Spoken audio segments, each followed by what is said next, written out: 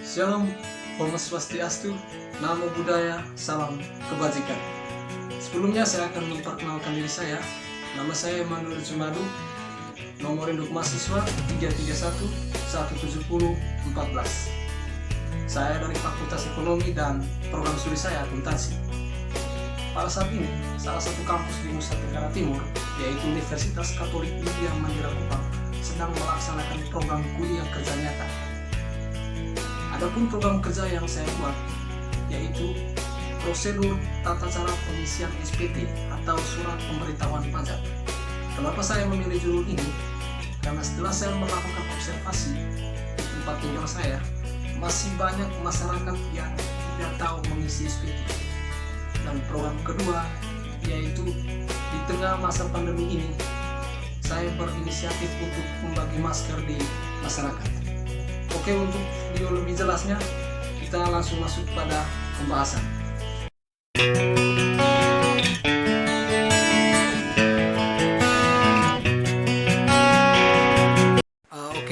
Teman-teman, ini merupakan salah satu masyarakat sebagai sasaran dalam program kerja saya, yaitu tentang prosedur tata cara pengisian SPT. Nah, untuk lebih jelasnya, kita langsung masuk pada pembahasan. Seperti apa dan bagaimana sih cara mengisi SPT itu? Oke, sekarang kita langsung masuk pada pembahasan. Oke, baik. Sesuai program kerja saya, yaitu prosedur tata cara pengisian SPT, maka di depan saya sudah ada formulir 1770. Jadi sederhananya, SPT 1770 lah untuk para usahawan yang menerima pendapatan tidak lebih dari 4,8 miliar selama 1 tahun. Ya, jadi langkah pertama yang harus diisi itu adalah, kita lihat di bagian kanan atas di tahun pajak. Pertama kita isi tahunnya. Misalnya kita isi di sini, kita mau isi tahun 2020. Kita isikan dia di sini.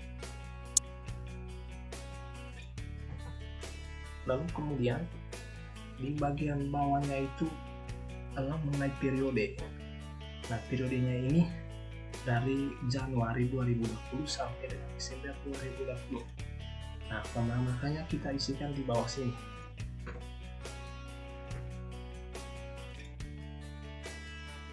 (2020) sampai dengan Desember 2020. Oke, kemudian kita lanjut di bagian identitas. Ya, di bagian identitas ini yang pertama itu adalah NPWP. Nah, NPWP ini singkatan dari nomor pokok wajib pajak. Kemudian kita isikan dia di sini. Misalnya NPWP-nya itu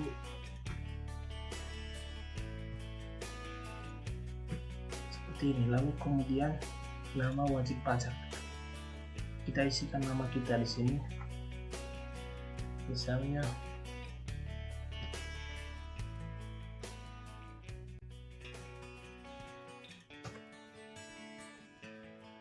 Eman.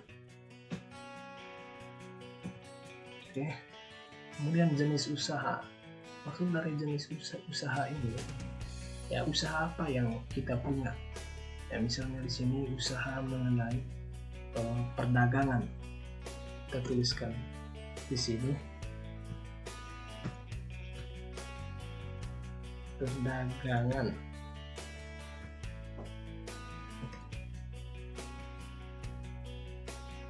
Lalu kemudian nomor telepon. Nomor telepon kita isikan juga di sini. Sampai seterusnya. Kemudian status kewajiban perpajakan suami istri. Kalau misalkan suami dan istri sepakat, maka kita lingkar di kakak. Maka kita lingkarnya di sini. Kemudian di bawahnya NPWP istri ataupun suami. Kita isikan dia di sini. Kemudian kita langsung ke bagian yang paling bawah. Di sini jangan lupa kita isikan nama lengkap kita. kemudian NPWP kita tadi. Dan jangan lupa di bagian tanda tangan itu harus diisi. Nah, untuk tanggal sendiri bisa diisi pada saat kita mau menyerahkan SPT ke kantor pajak. Oke, baik. Perlu kita ketahui bersama bahwa di setiap halaman tahun pajak dan juga identitas kita itu harus wajib diisi. Di setiap halaman tahun pajak, kemudian identitas kita itu wajib diisi.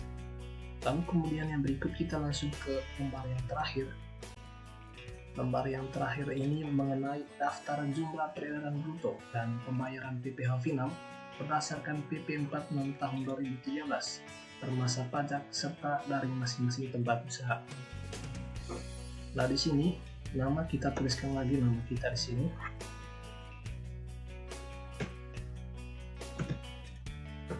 Lalu kemudian NPWP kita tuliskan lagi di sini. Kemudian alamat kini kita alamat sesuai dengan KTP. Misalnya saya tuliskan di sini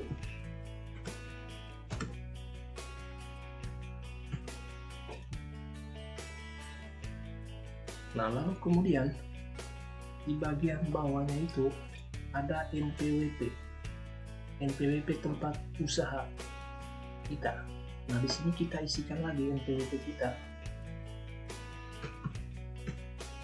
Lalu kemudian di bagian sini alamat usaha kita. Misalnya di sini kita isikan alamatnya itu di Guadagnino. Kemudian peredaran bruto. Nah, peredaran bruto ini maksudnya bahwa pendapatan kita selama 1 bulan itu berapa. Misalnya 8.100.000. Lalu kemudian PPh final 1% ini maksudnya bahwa berapa setelah dikenai PPh final 1%. Maka di sini dapatnya itu 81.000. Lalu kemudian di bawah NPWP ini kita isikan bulan dari Januari sampai dengan Desember. Kita lihat di bawah sampai dengan Desember. Nah, sampai dengan Desember. Seandainya kalau misalkan kita punya 2 tempat usaha, maka sampai di sini juga kita tuliskan lagi NPWP kita. Masih NPWP yang sama, kita tuliskan lagi di sini. Kemudian di bawahnya juga kita tuliskan lagi bulan. Dan seterusnya sampai dengan Desember. Kemudian alamat usahanya di mana, kemudian pendapatan per bulannya itu berapa, dan setelah dikenai PPh final 1% itu berapa. Nah, setelah ini kita langsung di bagian paling bawah, yaitu jumlah. Jumlahnya itu adalah jumlah total keseluruhan dari pendapatan selama 1 tahun dan juga total keseluruhan dari PPh final 1%. Dan setelah ini kemudian di bagian bawahnya ini jangan lupa di sini kita tanda tangan. Kemudian di bagian sini juga ada keterangan jika formulir ini tidak mencukupi, dapat dibuat sendiri sesuai dengan bentuk yang seperti ini. Oke, baik. Setelah ini kita langsung masuk pada lembaran 1770 grade 3 yang seperti ini. Kemudian sampai di sini jangan lupa tahun pajak. Jadi setiap halamannya itu tahun pajak dan identitas kita.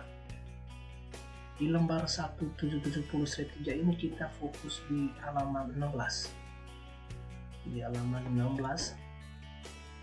Nah, yang bagian ini di sini keterangan penghasilan lain yang dikenakan pajak final atau bersifat final. Dan di sini kita isikan total peredaran bruto dan total PPh final 1% tadi ditulis di lembaran akhir. Itu kita tulisnya di sini.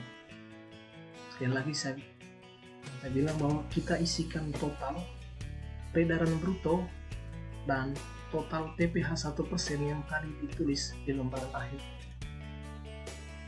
Lalu kemudian setelah ini kita masuk di lembaran 170/4. Kita masuk di sini 170/4. Jangan lupa di sini tahun pajak diisi. Di sini kemudian periode, kemudian identitas kita. Di sini bagian A-nya itu harta pada akhir tahun. Nah, di sini kita isikan harta kita. Kemudian kode hartanya ini kalau misalkan kita tidak tahu, biarkan saja. Ya, lalu kemudian di nama hartanya ini apa? Misalnya di sini nama hartanya itu mobil. Kemudian tahun perolehannya itu kapan? Misalnya 2015. Kemudian harga perolehannya itu berapa? Lalu keterangannya di sini bisa dikosongkan, tidak jadi masalah. Lalu kemudian di bagian bawahnya ini ada kewajiban utang. Di sini maksudnya kalau misalkan kita punya hutang, kita tuliskan di sini hutangnya itu dari mana, kita tuliskan di sini. Ini ada keterangan nama pemberi pinjaman, misalnya dari bank, kita tuliskan di sini. Kemudian alamatnya itu di mana, kemudian tahun pinjamannya itu kapan, lalu jumlah yang dipinjam itu berapa. Lalu kemudian yang bagian B, C nya ini yaitu daftar susunan anggota keluarga. Dan ini di sininya kita isi nama kita sesuai dengan kartu keluarga. Kemudian NIK, kemudian hubungan keluarga seperti apa, kemudian pekerjaan kita itu apa. Jadi oke, baik. Jadi pada dasarnya di sini kita hanya perlu mengisi data diri kita, identitas kita, kemudian tahun pajak kapan. Kemudian yang keduanya itu jangan lupa kita isikan total PPh-nya kita berapa, pendapatan brutonya itu berapa. Lalu kemudian di lembaran 133 ini 1770/3 ini kita isikan kita berapa hasil atau pendapatan bruto kita, kemudian yang dikenai PPh 1%. Oke, baik. Mungkin itu yang bisa saya sampaikan di video ini, bahwa saya minta maaf apabila ada kesalahan dalam penulisan, dalam penyampaian saya minta maaf, dan semoga video ini dapat bermanfaat untuk kita semua. Sekian dan terima kasih.